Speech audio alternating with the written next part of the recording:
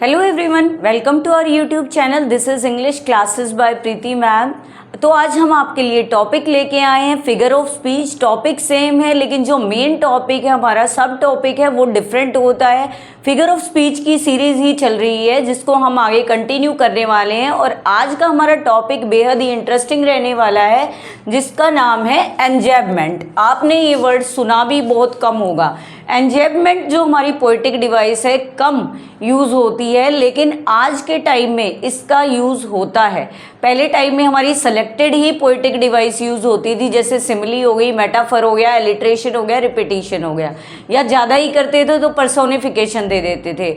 लेकिन आज हमारे जो एग्ज़ाम्स होते हैं उनमें different type of poetic devices आते हैं, तो उन्हीं को ध्यान रखते हुए मैंने इस क्लास को किया है जो आप लोगों के लिए है। तो आज का टॉपिक हम स्टार्ट करते हैं। एंजैबमेंट होता क्या है मैं आपको शॉर्ट में समझा देती हूँ। एंजैबमेंट क्या है? एक ऐसा पोएटिक डिवाइस है जो किस चीज़ के लिए, कंटिन्यूटी के लिए दिखाता है, फ्लो के लिए दिखाता है, यानी सेंटेंसेस को फ्लो में चलाता है विदाउट एनी स्टॉपेज, बिना किसी रुके हुए, या विदाउट एनी पंचुएशन मार्क। इसमें कोई भी पंचुएशन मार्क यूज़ नहीं होता।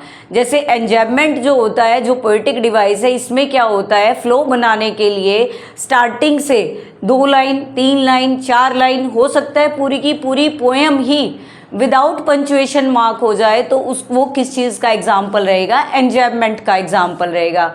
Let's see the exact definition. Mind में क्वेश्चन अराइज होता है, व्हाट इज एंजैबमेंट? सबसे पहले तो व्हाट का ही आंसर हमें करना होता है, क्योंकि माइंड में क्वेश्चन सबसे पहले क्या आता है? व्हाट। किसी चीज़ को हम देखते हैं क्या है, ठीक है ना, तो क्या के बाद आगे हम रीज़न वगैरह देखेंगे, क्यों है ऐसा, कैसे है ऐसा, लेकिन अभी पहले क्या को देख लेते हैं, व्हाट का आंसर हम देख लेते हैं। Enjambment is a poetic device where a sentence or phrase continues into the next line without a pause. Pause क्या होता है? स्टॉप लेना, थोड़ा सा ठहरना। अब क्या है, बिना किसी पॉज के कंटिन्यू रहती है ये लाइन और फ्रेज या सेंटेंस हमारा कहाँ पे? नेक्स्ट लाइन तक। स्टार्टिंग वाली लाइन होगी स्टार्ट, नेक्स्ट लाइन भी कंटिन्यू रही, कोई भी पंचुएशन मार्क नहीं रहा, ऑफन विदाउट पंचुएशन। वही मैंने बताया, पंचुएशन के बिना। आपके माइंड में आएगा पंचुएशन क्या होती है। पंचुएशन हमारी जैसे कोमा हो गया, फुल स्टॉप हो गया, क्वेश्चन मार्क हो गया, एक्सक्लेमेटरी साइन हो गया, इन्वर्टेड कोमास हो गया, कॉलन्स हो गए, सेमी कॉलन हो गए, तो ये हमारे क्या होते हैं? पंचुएशन मार्क होते हैं। तो विदाउट पंचुएशन ये जो सेंटेंस होता है इसको हम एंजैबमेंट बोलते हैं। This technique creates flow. अभी मैंने बताया था क्या चीज़ क्रिएट करती है ये टेक्निक? फ्लो को क्रिएट करती है, यानी फ्लो रहता है इसमें। उसके बाद कनेक्शन, एक सेंटेंस का कनेक्शन दूसरे के साथ रहता है। अगर मान लो फुल स्टॉप आ जाता है कई बारी, तो नेक्स्ट लाइन से स्टार्ट हो जाए, हो सकता है उसका कनेक्शन प्रीवियस लाइन से ना हो, लेकिन इसमें क्या होता है, एक लाइन कंटिन्यू होती है, नेक्स्ट भी उससे जुड़ी होती है, नेक्स्ट भी उससे जुड़ी होती है कई बारी, तो उसमें क्या रहता है? कनेक्शन रहता है सेंटेंस में। And adding emphasis to the words and ideas. और क्या ऐड करता है ये? एम्फेसिस डालता है। एम्फेसिस मीन्स किसी चीज़ पे जोर डालना। एम्फेसिस किस चीज़ के ऊपर डालता है? वर्ड्स के ऊपर और आइडियाज़ के ऊपर, उन शब्दों के ऊपर, और जो आइडियाज़ एक्सप्रेस किए जा रहे हैं उनके ऊपर क्या डालता है? ये एम्फेसिस डालता है। अब हमारे पास एग्जाम्पल्स तो हम बाद में करेंगे।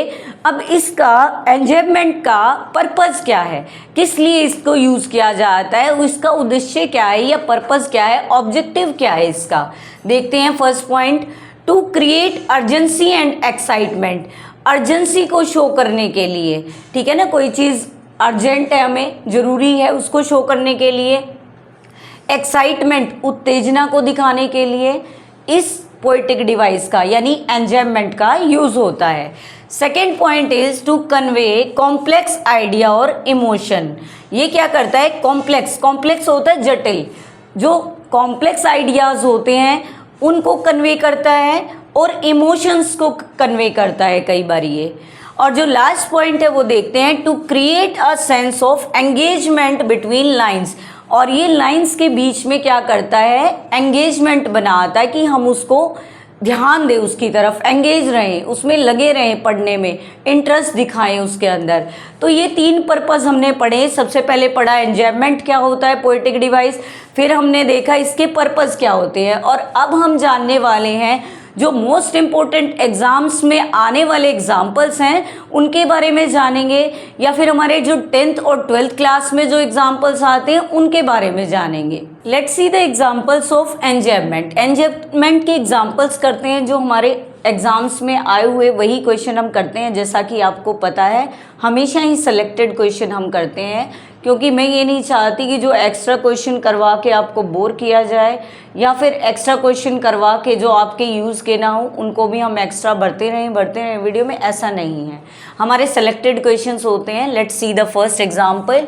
But now the trees are in the poet's house and the door and the windows are open. जिसने 10th कर रखी है वो इस एग्जाम्पल को समझ गया होगा कि ये कहाँ से है। ये हमारे 10th क्लास का द ट्री पोएम से लिया गया है। द ट्री पोएम है हमारी, और एड्रिन रिच ने लिखी हुई है पोएम, और ट्री पोएम से ये हमारा एग्जाम्पल है। अब यहाँ पे कोई भी पंचुएशन मार्क नहीं आ रहा है, बिल्कुल फ्लो में जो सेंटेंस है वो है। ठीक है, फ्लो में सेंटेंस है। ज़रूरी नहीं है हमारा सेंटेंस स्टार्टिंग से लेके लास्ट तक हो ऐसा ही हो, एक जैसा हो सकता है बीच में कोई सेंटेंस आ जाए बिना पंचुएशन मार्क के, या कोई स्टार्टिंग में आ जाए, एंडिंग में आ जाए, डिपेंड करता है। ठीक है, नेक्स्ट एग्जाम्पल देखेंगे। ये तो आपके लिए बहुत ही सिंपल होगा जिसने 12th पास कर रखी है। The trees printing the Mary children spilling out of their homes. अब ये जो हमारा एग्जाम्पल है, ये हमारा एग्जाम्पल है माई मदर एट 66, और जो पोएट हैं वो हैं कमला दास। कमला दास ने ये पोएम लिख रही है, बहुत ही सुंदर पोएम है। मदर और डॉटर के सेपरेशन के बारे में बता रखा है कि किस तरह जो मदर है एजिंग में जा रही है, ओल्ड एज होती जा रही है, ओल्ड एज में जाती जा रही है, और बच्चे को डर है कि उसकी माँ से उसका सेपरेशन ना हो जाए। थीम है ये पोएम की। तो ये एग्जाम्पल हमारा मदर एट 66 से लिया गया है। माई मदर एट 66 कमला दास ने लिखी है। ये हमारा एंजॉयमेंट का एग्जाम्पल है। Come to the next example. The fog comes on little cat feet. ये हमारी बहुत ही छोटी सी पोएम है। 6 लाइन भी एग्जैक्टली कंप्लीट नहीं होते इस पोएम के, और पोएम का नाम भी द फॉग है। फॉग क्या होती है? धुंध। अब फॉग पोएम से ये लाइन ली गई है, और कार्ल सैंडबर्ग्स ने ये पोएम लिखी हुई है, और ये भी हमारी 10th क्लास के सिलेबस से है। The fog comes on little cat feet. जैसे लिटिल कैट धीरे धीरे आती है, फॉग भी वैसे ही आती है। लिटिल कैट के कितने फीट होंगे? छोटे छोटे पाँव होंगे।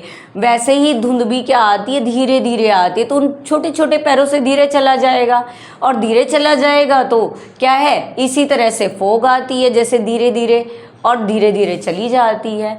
नेक्स्ट एग्जाम्पल देखेंगे। The world is too much with us late and soon getting and spending we lay waste our parse.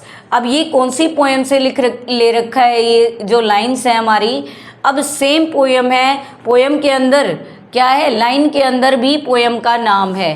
Poem का नाम है the world is too much with अस। अब सिर्फ हम एग्जाम्पल दे सकते हैं आपको, लेकिन इसमें कोई ऐसी चीज़ मेंशन ही नहीं करनी हमें। ये विदाउट पंचुएशन मार्क वाले जो सेंटेंसेस हैं वो सभी किस में आ जाएंगे? एंजॉयमेंट में। आपको याद रखने का आसान सा तरीका है, अगर आपको कोई भी फुल स्टॉप दिखाई ना दे, एक्सक्लेमेटरी साइन ना दिखाई दे, कॉमास ना दिखाई दे, तो it means the example is of an enjoyment. Poetic device पूछ लिया जाए तो एंजॉयमेंट का एग्जाम्पल है ये। Now our fifth example is, fifth example देखते हैं अपना। The cat chase the mouse through the garden jumping over flowers and grass. अब यहाँ कोई भी पोज नहीं आया है, तो ये हमारा किस चीज़ का एग्जाम्पल है? एंजॉयमेंट का एग्जाम्पल है। आपको पूरी की पूरी पोएम दे सकते हैं। कॉम्पिटिटिव एग्जाम में कैसे क्वेश्चन आ सकता है? आपको एक पोएम दे दी जाए और आपसे पूछ लिया जाए कि इस पोएम में किस चीज़ का एग्जाम्पल है, कौन सा पोएटिक डिवाइस यूज़ किया गया है। तो आपको ऑप्शन दे देंगे, अलग अलग पोएटिक डिवाइस के ऑप्शन दे देंगे, तो आपको उसमें से चूज़ करना होगा। जैसे एंजॉयमेंट है तो एंजॉयमेंट को टिक करना होगा। Let's see the next example. The sun sets low, a golden glow, painting clouds with fairy hues. अब यहाँ पे हो सकता है एक एक कोमा को यूज़ किया गया है, लेकिन जो मेन हमारे पंचुएशन मार्क हैं, जैसे फुल स्टॉप होता है सेंटेंस ख़त्म होने के बाद, उनको यूज़ नहीं किया गया है। क्या दिखाने के लिए? फ्लो दिखाने के लिए, कंटिन्यूटी शो करने के लिए। Let's see the next example. She walked through the market and her thoughts drifting to distant memory. अब वो मार्केट से जा रही थी, her thought drifting, इधर उधर उसकी थॉट्स जा रही थी, to distant memory, उसकी जो दूर की सोच थी, मतलब कुछ सोच रही थी, वो उधर उधर उसकी मेमोरी जा रही थी। लेकिन इसमें कोई भी कहीं भी किसी चीज़ की रुकावट नहीं है, पोज नहीं है। तो ये हमारा किस चीज़ का एग्जाम्पल है? एंजॉयमेंट का एग्जाम्पल है। और next example is I wandered lonely as a cloud that floats on high over vales and hills. अब यहाँ पे ये एग्जाम्पल दे रखा है, ये एक पोएम से है, पोएम का नाम खुद मेंशन है लाइन में, I wander lonely as a cloud. ये विलियम वर्ड्सवर्थ ने एक पोएम लिख रखी है, उसमें से एक लाइन है, ठीक है। तो ये हमारी जो एग्जाम्पल है वो एंजॉयमेंट का एग्जाम्पल है। इसमें क्या मेंशन किया है? कहीं भी आपको क्या नहीं दिखाई दे रहा? पोज नहीं दिखाई दे रहा, कोमा नहीं दिखाई दे रहा, फुल स्टॉप नहीं दिखाई दे रहा, और एक सेंटेंस क्या है? फ्लो में है। नेक्स्ट देखते हैं हम जो एग्जाम्पल है. The rain fall soft upon the ground and bring new life to the parched earth. अब यहाँ पे क्या है? कहीं भी आपको फुल स्टॉप नहीं दिखाई दे रहा, कहीं भी क्वेश्चन मार्क नहीं दिखाई दे रहा, नहीं एक्सक्लेमेटरी दिखाई दे रहा कोई भी साइन. तो यहाँ पे कोई भी पंचुएशन मार्क नहीं है. पूरा यहाँ से लेके सेंटेंस यहाँ तक उनके बीच में कोई भी आपका पंचुएशन नहीं है. तो ये हमारा एग्जाम्पल है आपका एंजॉयमेंट का. एक एग्जाम्पल जो लास्ट एग्जाम्पल आज हम पढ़ेंगे देखते हैं. The star shone brightly in the midnight sky, their twinkling light dancing across the waves. ये पूरा का पूरा इस सेंटेंस पोएम से लिया गया है. इसमें कोई भी पोज नहीं है, कोई भी फुल स्टॉप नहीं है, कोई भी कॉमा नहीं है, किसी तरह का भी पंचुएशन नहीं है. तो ये हमारा एग्जाम्पल है एंजॉयमेंट का.